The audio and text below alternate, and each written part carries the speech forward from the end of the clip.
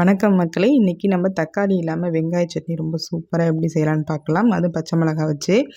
இது வந்து பார்த்திங்கன்னா ஒரு 2 பெரிய சைஸ் வெங்காயம் எடுத்திருக்கேன். இந்த பெரிய சைஸ் வெங்காயத்தை வந்து நீல வாகில் பிரியாணிக்கெலாம் எப்படி வெட்டுவோமோ அந்த மாதிரி வெட்டிக்கலாம்.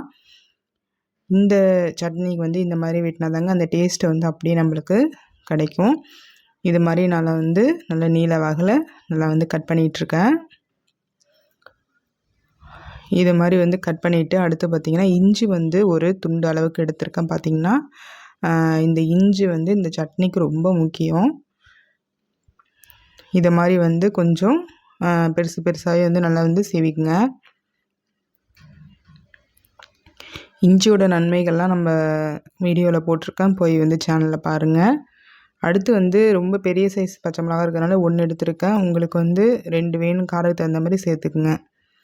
அவ்வளோதாங்க. இது 3 இன்க்ரீடியன்ஸை வச்சு ஒரு சூப்பரான சட்னி நம்ம ரெடி பண்ணலாம். இப்போ வந்து நம்ம எப்போதுமே சட்னிக்கெலாம் எப்போ வதக்குறோமோ அந்த மாதிரியே வந்து ஒரு 2 டேபிள் ஸ்பூன் வந்து ஆயில் எடுத்துட்டு நல்லா வந்து ஹீட் ஆனதுக்கப்புறம் நம்ம கட் பண்ணி வச்சுருக்கிற அந்த 3மே வந்து அப்படியே நம்ம சேர்த்துக்கலாம். ஒரு 2 நிமிஷத்தில் டக்கு டக்குன்னு இந்த சட்னி நம்ம அரைச்சி கொடுத்துர்லாங்க. ரொம்ப டேஸ்ட்டாகவும் இருக்கும். வீட்டில் உள்ளவங்க எல்லாருமே உங்களை பாராட்டுவாங்க. கண்டிப்பாக ட்ரை பண்ணி பாருங்கள். இப்போ வந்து பார்த்திங்கன்னா நம்ம அப்படியே வந்து எல்லாத்தையுமே வந்து சேர்த்துட்டு நல்லா வந்து மிக்ஸ் பண்ணி நல்லா எண்ணெயில் வந்து வதங்கணும். அந்த வெங்காயம் வந்து இந்த நுணு தன்மை வந்து போகிற அளவுக்கு வந்து நம்ம அந்த வெங்காயத்தை வந்து நல்லா வதக்கணும்.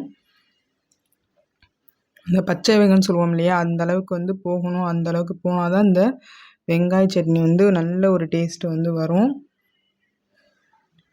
இப்போ வந்து பார்த்திங்கன்னா நல்லா வந்து வதக்கிட்டோம். இப்போ கிளாஸ் பதத்துக்கு வந்து நம்ம வதக்கி எடுத்துட்டோம் பாருங்கள். இந்த அளவுக்கு வந்து நம்மளுக்கு வெங்காயம் நல்லா வதங்கியிருக்கணும்.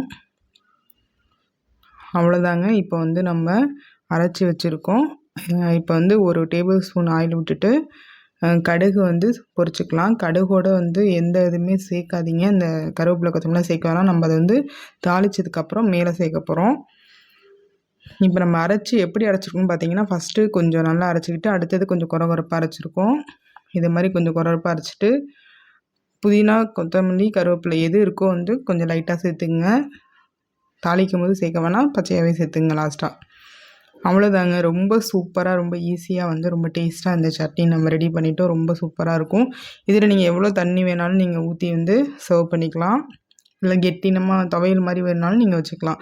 இது வந்து பார்த்திங்கன்னா உங்களுக்கு தோசை, இட்லி, அப்புறம் சப்பாத்தி எல்லாத்துக்குமே ரொம்ப சூப்பராக இருக்கும். கண்டிப்பாக ட்ரை பண்ணி பாருங்கள். வாழ்க வளமுடன்.